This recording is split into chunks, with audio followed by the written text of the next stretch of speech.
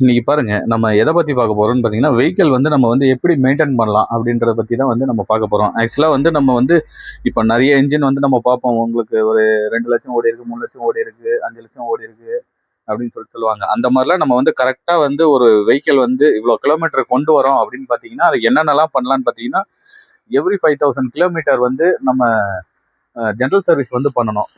Tyre rotation, brake, balancing, alignment இது எல்லாமே check பண்ணணும். எவ்ரி 10,000 கிலோமீட்டர் ஒன்ஸ் வந்து நம்ம இன்ஜின் ஆயில் வந்து ரீப்ளேஸ் பண்ணணும் கம்பல்சரி. அதே மாதிரி எவ்ரி 20,000 கிலோமீட்டர் பார்த்தீங்கன்னா நம்ம கூலண்ட் ஆயில் ரீப்ளேஸ் பண்ணணும், ஃபியூல் ஃபில்டர் ரீப்ளேஸ் பண்ணணும்.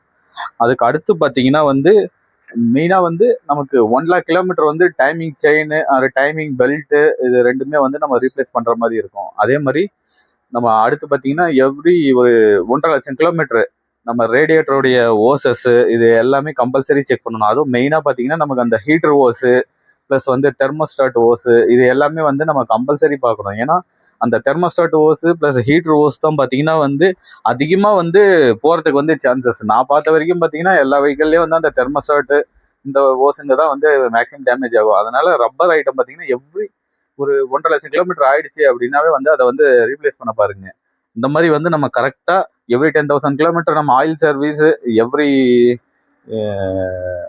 ஒரு 20,000 கிலோமீட்டர் வந்து நம்ம ஃபியூல் ஃபில்டர், டீசல் ஃபில்டர் இதெல்லாம் ரீப்ளேஸ் பண்ணி கரெக்டாக நம்ம ப்ராப்பராக பண்ணோம் அப்படின்னா நம்ம வெஹிக்கிளும் பார்த்தீங்கன்னா வந்து கம்பல்சரி வந்து ஒரு 4,00,000 5,00,000 கிலோமீட்டர் வந்து ப்ராப்ளம் இல்லாமல் ரன் பண்ணலாம்.